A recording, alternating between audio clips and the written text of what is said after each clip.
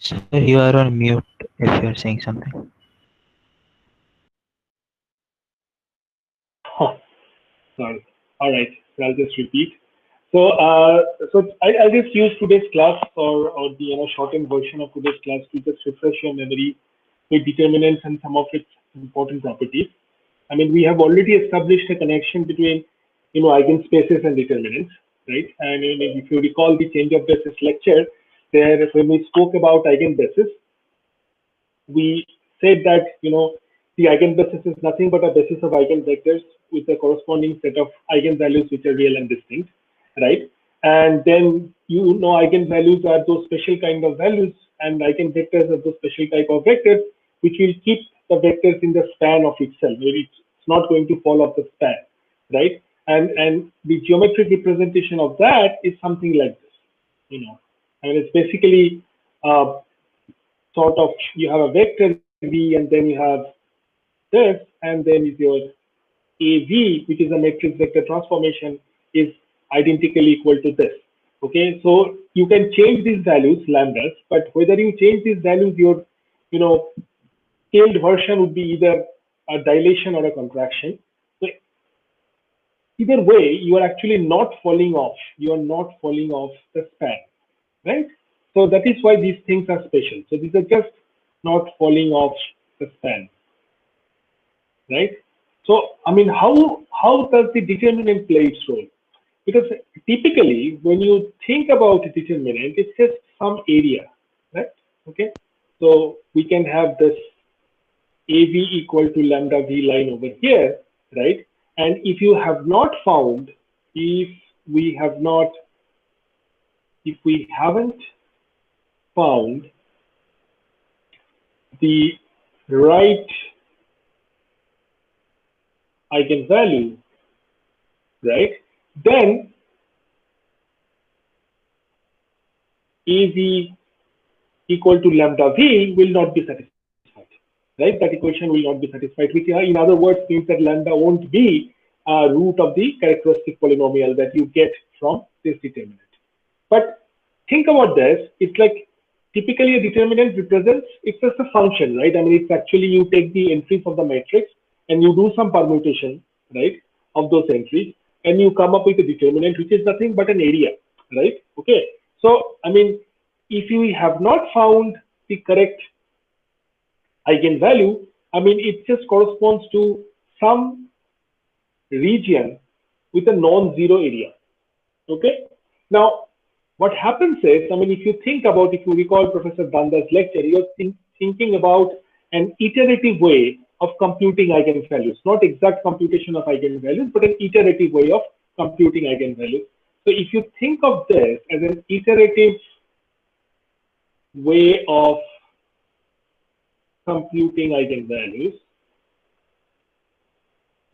computing lambda, I mean, you just think of it as a trial and error, right? So I plug in some value of lambda. So let's say I plug in lambda equal to some value, lambda hash, right?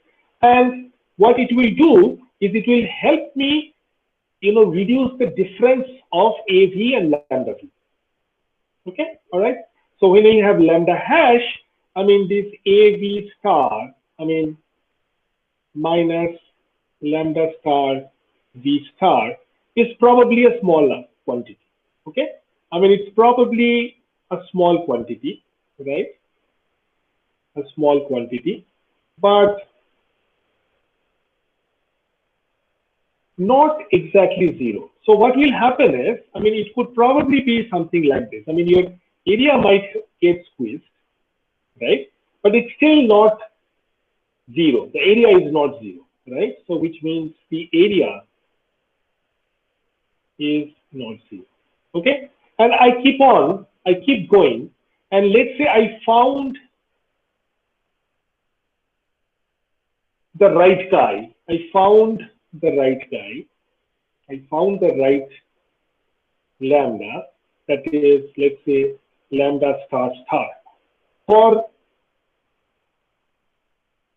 such a lambda star star, I see my AV star star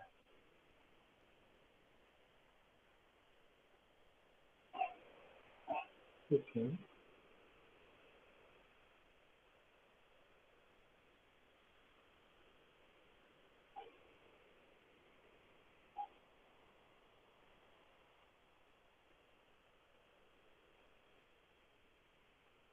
Okay.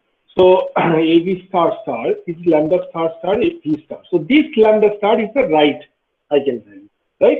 Implying what? Implying that the difference, if you compute the difference, right,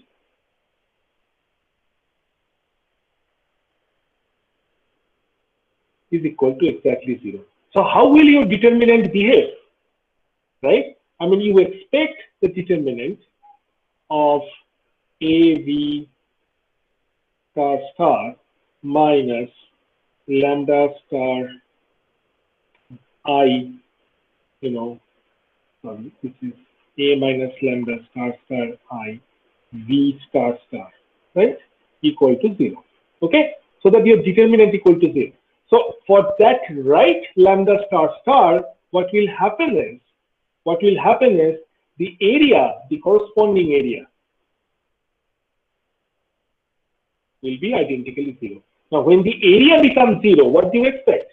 That this whole thing, right? I mean, whatever you are seeing here, like a small section, right? It will get squeezed. Let me use, right? So basically, you are squeezing the area, right?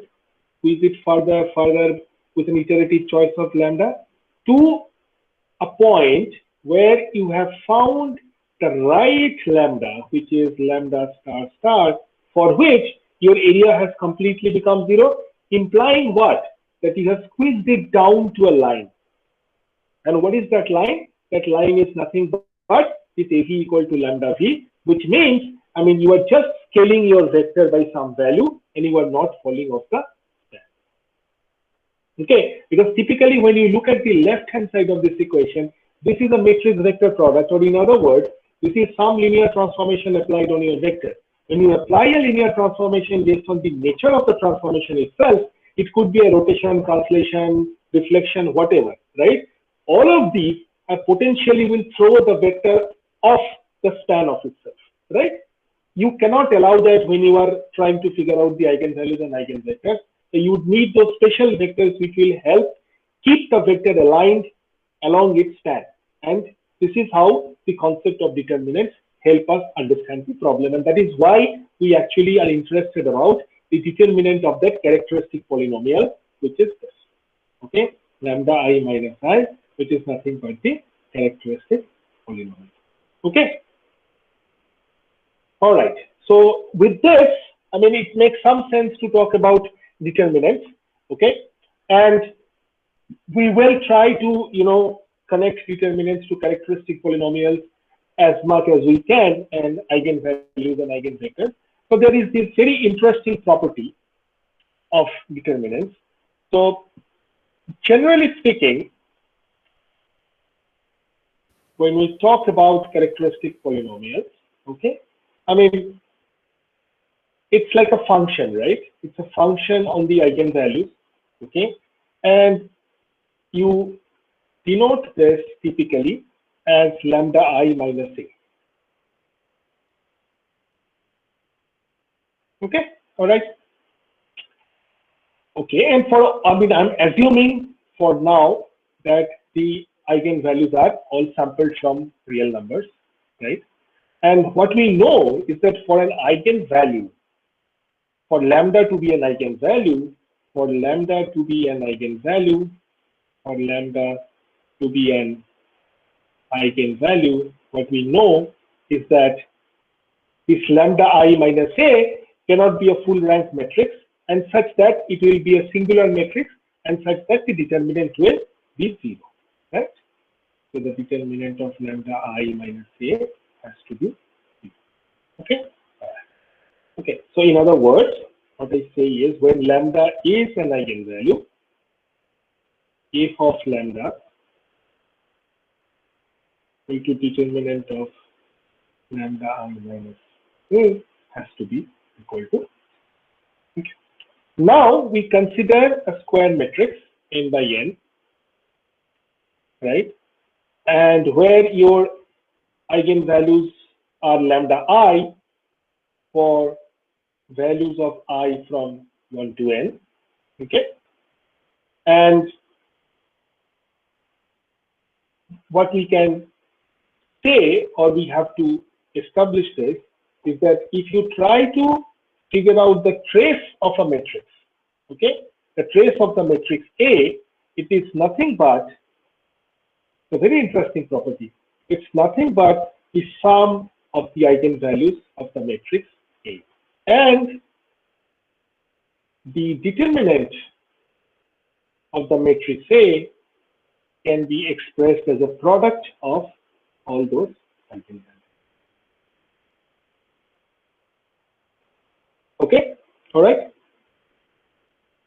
Now, if it's a full rank matrix, if your matrix or a linear transformation is full rank, then you actually expect the number of eigenvalues of that matrix will be exactly equal to number of distinct eigenvalues of that matrix will be exactly equal to the rank of the matrix itself. Okay, and therefore what you will have is that none of those eigenvalues will be zero. All right, in that case your determinant will be a non-zero value. Otherwise, if any of the eigenvalues are zero, your determinant will be a zero matrix. Determinant will be zero. Okay, so but these are claims. So these are claims. So we need to validate these claims somehow. Okay, so let's do that.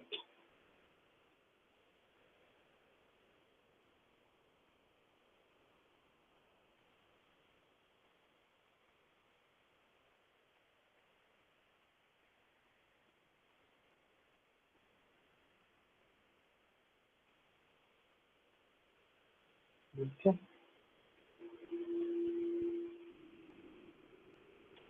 All right. So let's see. Okay. So what did we say? We said that we just rewrite the statement. We said that A is a square matrix induced by the linear transformation, right? And lambda I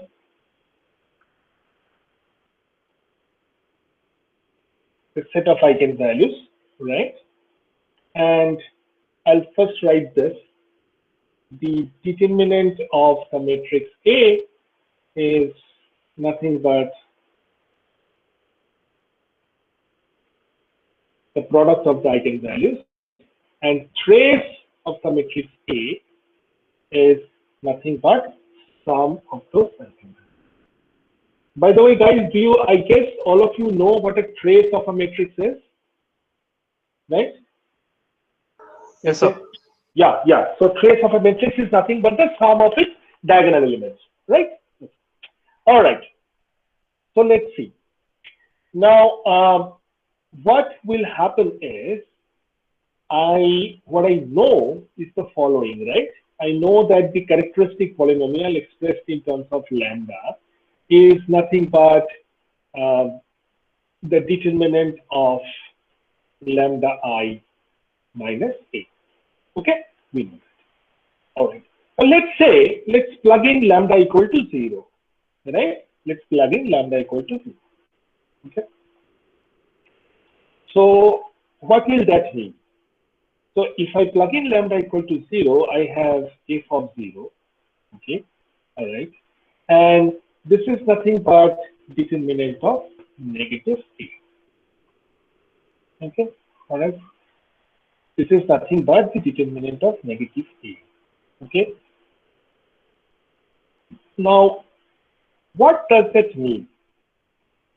I mean, what sort of conclusions can I draw?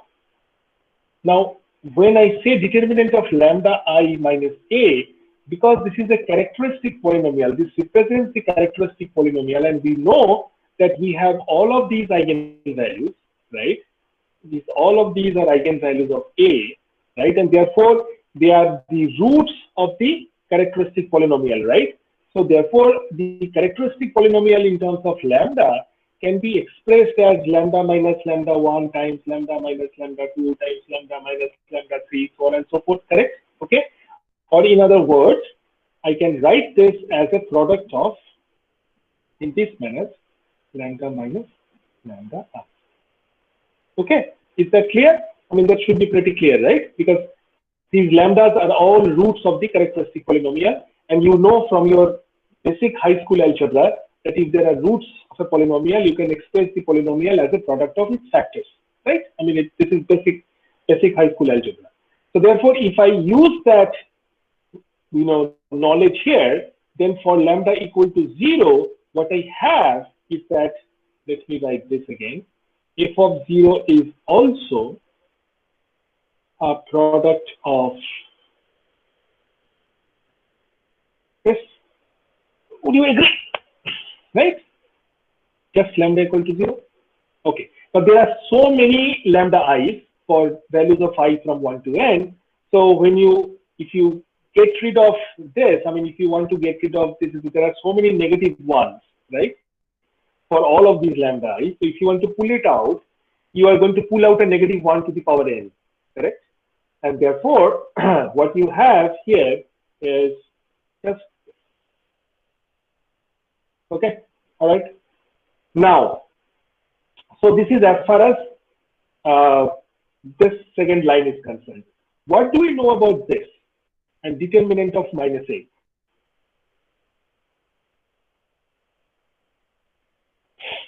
Can you somehow write this determinant of minus a in terms of determinant of a? I mean, what is the relationship between determinant of minus a and determinant of a?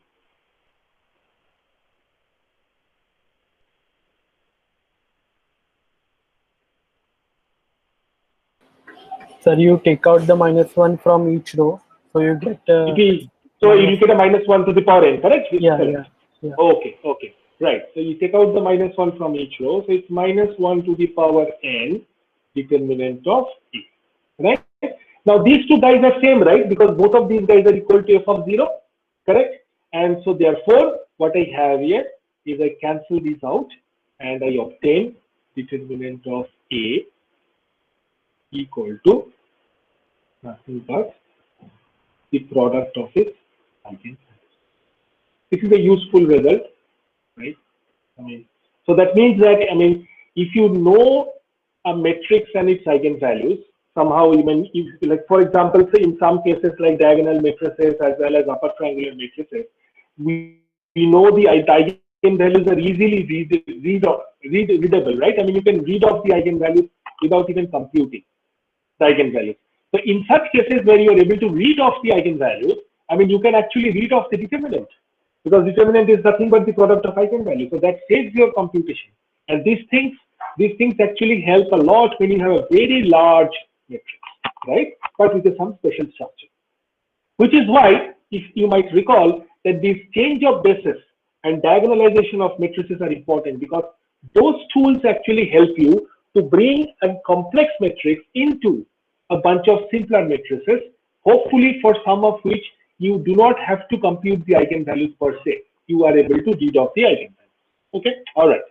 So let's go to the second stage, right? Let's go to the second part, which is how do we know that the trace of a matrix A is nothing but the sum of the eigenvalues. Okay, all right. Now we have to think a little about this, right? We have to look at the characteristic polynomial generated by the determinant of lambda I minus a. Now, if you really think about it, it's just we know the determinant of lambda I minus a is nothing but the product of this, right? We know this, correct? We know this from here. Now you just think about this expression on the right hand side. What is this? This is lambda minus lambda 1 times lambda minus lambda 2 times blah blah blah lambda minus lambda n. Now if you expand this out, you really don't have to be a rocket scientist to know that the first term, when you expand this out, because there are so many lambdas, you will have a lambda to the power n, right? And then all of these guys, these lambda 1s, lambda 2s, and lambda 3s, and so on and so forth, will actually accompany the coefficient, which is lambda to the power n minus 1. It's simple, right? Okay. All right. So this is lambda to the power n minus 1 times all of these guys, sum of all of these guys, because each one of them will have a coefficient lambda to the power n minus 1. Okay. I mean, I can show you for a two expression so that for you it's too easy to see. So let's say lambda minus lambda 1 times lambda minus lambda 2. If you expand this out, you get lambda squared minus lambda 1 plus lambda 2 times lambda plus lambda 1 lambda 2.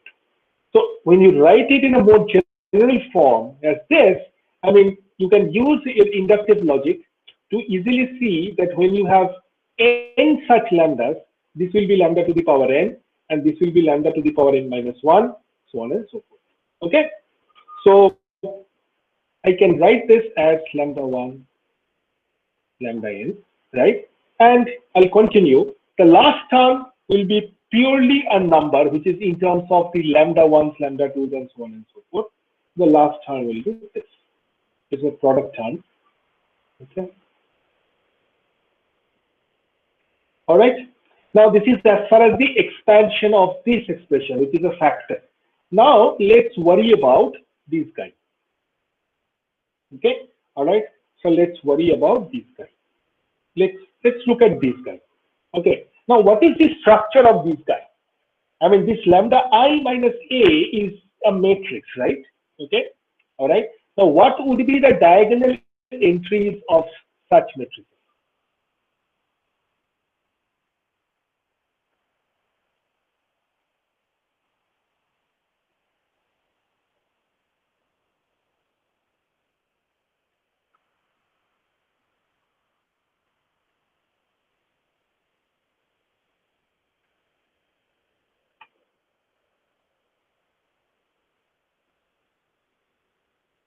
Any idea? What would be the diagonal entries? I mean, when you expand this out, obviously you're expanding the determinant, right? I mean, how does a typical lambda I minus a look like? You know that your eigenvalues are lambda 1, lambda 2, lambda 3, so on and so forth, right? So what would be one particular entry of the matrix lambda I minus a will look like?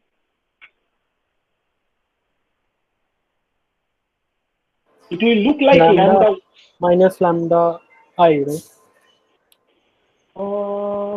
I mean lambda minus the diagonal element. Right. So let me write a here for your benefit. Let's say my a is like this: a11, a12, a1n, and then a22. Right? I'll just write the diagonal entries because that's what I care, right? Okay. And then what you have is lambda I minus a, right?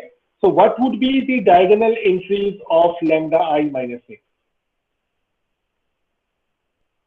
The diagonal entries of lambda I minus a would be what? So lambda minus a11, lambda minus minus a22. a11, lambda minus a22, right? Correct? These will be the diagonal entries. Okay. All right.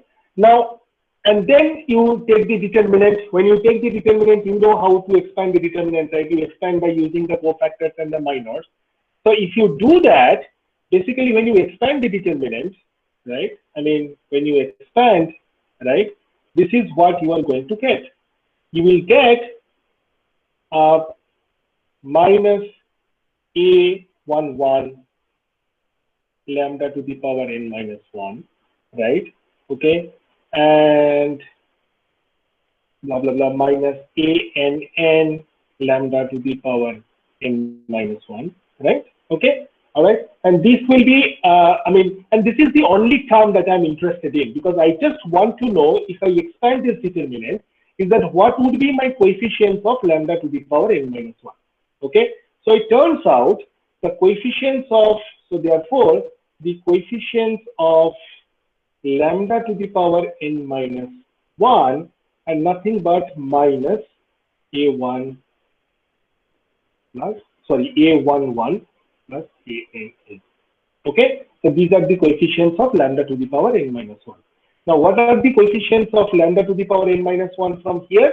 it's minus lambda 1 plus lambda n. So that means, and both are polynomials, right? Both are polynomials of equal degree. So I can do a term by term comparison. So it was simply comparing and equating the terms of lambda to the power n minus n, I could easily argue that what I have is nothing but minus lambda 1 through lambda n equal to minus a11. Okay, so in other words, the minus and minus goes away. I have the sum of the eigenvalues equal to, now what is this? This is the sum of the diagonal elements of your matrix, right? So this is nothing but a trace of your matrix. Okay. I don't know whether you are aware of these properties, but proving that these properties are true are actually not trivial. You have to think a little. Okay. All right. But these are very, very useful properties, and I have already told you why at least the first property is so useful, because people hate two kinds of things in matrix operations. One is computing the inverse of a matrix, and second, computing the determinant of a matrix. Both are really expensive operations. So wherever you can save your computation by using some special structures, you do. Okay? All right. Good. Okay. So let me now go to another eigenvalue problem. Okay. All right. So let's save this.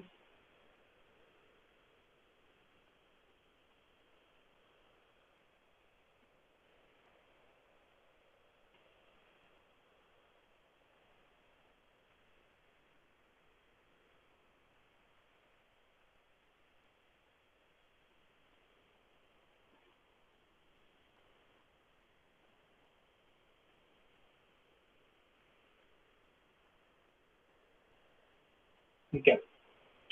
Now I'll give you a 2 by 2 matrix.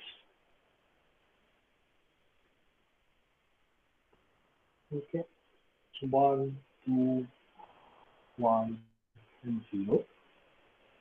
And you can see this is a full rank matrix, right? And you can see easily. Okay. And then I tell you that you can use an index, which is nothing but a set of positive integers, right? Okay. And what I want you to find is a to the power n.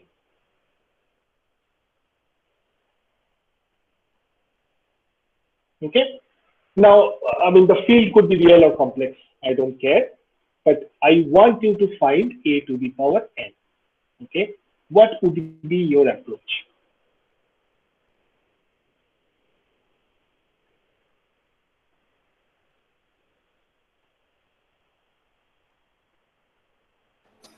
So we can write A in terms of PDP inverse, right, where P has all the eigenvectors, B is a diagonal matrix with how can you do that? Are you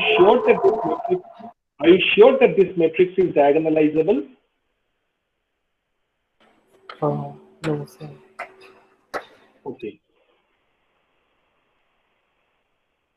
How do you know whether this matrix is diagonalizable or not? So the one of the eigenvalues is 0. So one of the diagonal elements is 0. No. Okay, that is fine. That will mean So one that of the diagonal elements is 0. Right. But it doesn't mean that the eigenvalue will be 0. Yeah. So I meant the product of eigenvalues will be hence 0. So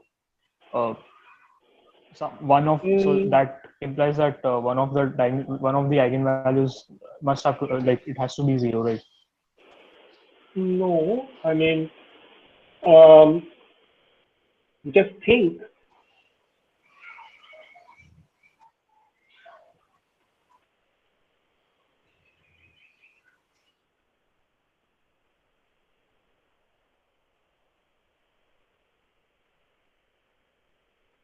What are the eigenvalues of this matrix? It's easy enough to find, right? What are the eigenvalues of this matrix?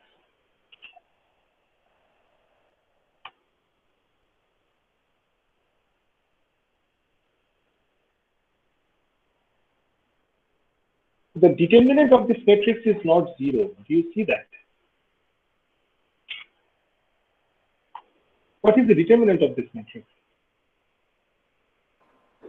It's -2, right? So we know that determinant is product of eigenvalues, so none of the eigenvalue can be 0. No, if the determinant is -2, and if the determinant is the product of eigenvalues, then how can one eigenvalue be 0 when the determinant is -2? Yeah, exactly. Yeah, that's what I said. Right? No, right. No, sir, sorry, I got it wrong. Yeah. Right. Okay, so let's that's okay, it's fine. Okay, I mean, I'll write the eigenvalues straight away. Okay, forget the computation of the eigenvalues because you know how to compute the eigenvalues, right? I mean, it's determinant of lambda I minus a equal to 0. Solve this and you will find the eigenvalues to be 1 and -2. Okay, all right. Now, do you know if the matrix is diagonalizable or not?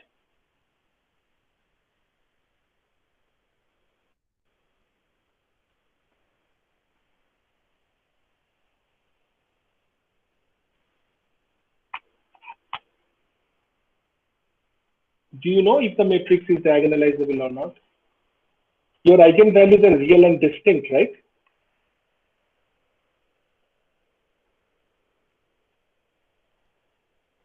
You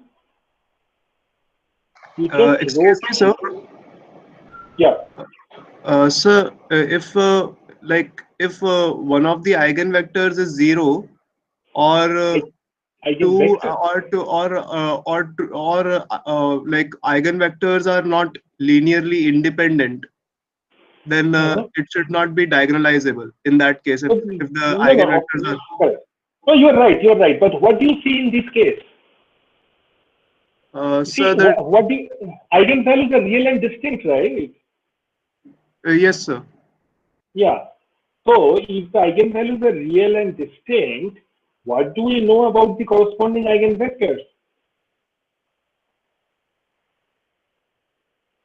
They are linearly independent. Independent, right. So if the eigenvectors are linearly independent, can you not form a basis of those eigenvectors?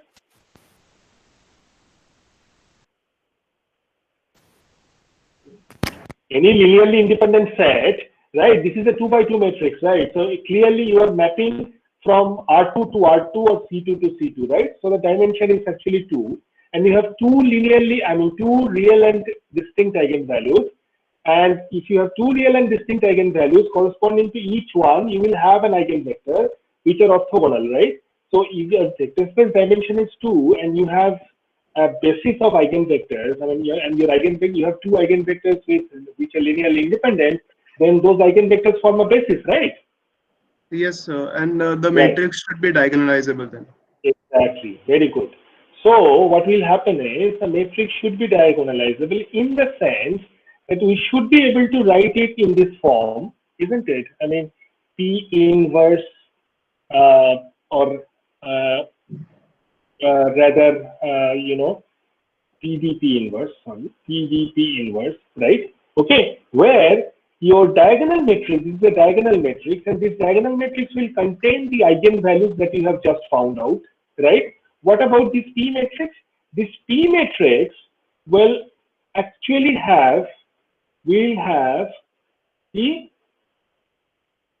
eigenvectors,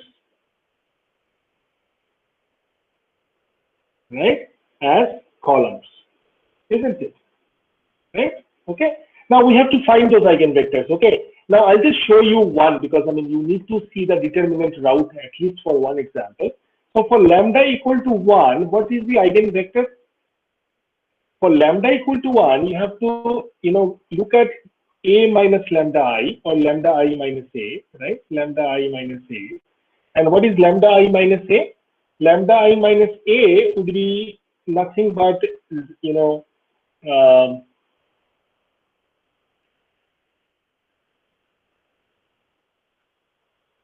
lambda times, so lambda is 1 times 1, yeah, 0, right? 0 minus 2, correct? And minus 1 and then this will be 1. Right? Okay, so this is your lambda I minus a, right? And you need to have an eigenvector corresponding, and that should be equal to 0, right? Okay, so if you solve this, what you are going to get is minus 2 x2 equal to 0 and x1 equal to x2, right? So this is useless, and x1 equal to x2 meaning, I mean, you have an eigenvector which looks like this, okay? So that means that you have an eigenvector, first column is 1, 1 or any scalar multiple of 1, 1, okay? Similarly, for lambda equal to minus 2, if you do the math right, you will see that your second column of eigenvector will be 2, comma, minus 1, all right? So you got your P matrix. Your P matrix is nothing but the first column is the first eigenvector and the second column is the second eigenvector. And you can check clearly that this is invertible because this is full rank, right? And so therefore what you got is A equal to P D P inverse, and this is your P, right? And this is your D. What is your D? Your D is just a diagonal matrix with the eigenvalues as the diagonal, 1 and minus 2. Yes. So shouldn't the eigenvalues be minus 1 and 2? So because you can even verify it because the trace of this array is 1, or matrix is 1. Oh, it would be minus 1 and 2. Okay, okay, okay. All right. Yeah, whatever. But I mean, for minus 1 and 2, anything changes? I don't. Yes, sir. I'm getting the eigenvector as minus 1 and 1 for lambda is equal to minus 1. Okay. All right. Fine. Okay. It's okay. I mean, but anyway, you are not getting any contradiction, right? Your eigenvectors are still linearly independent. Yeah. Right? Yes, sir. Yes. So assuming that we have done the calculation correctly, right? So this is 1, 2, 1 and minus 1 to the power inverse. Okay. Now, when I raise this to the power n, okay, I have already shown you in a previous lecture that we really don't worry about this P matrix and P inverse matrix, right? So when I raise it to the power of n, only I raise this to the power of n, and nothing changes for the P and the P inverse matrix. So assuming you know what the inverse of this matrix is, I mean, I can get rid of this n, I can bring it here, right? And then I generated the formula for a to the power of n. Okay, all right, and that's it.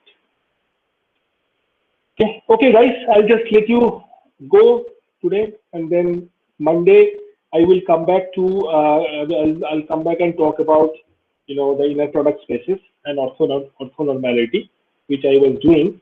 Okay, and then 21st to 24th you have break, and then you probably have gotten an email from the register already. Did you? Yes, sir. Yes, sir. Yeah. Right. Okay. All right then. Okay. So see you on Monday.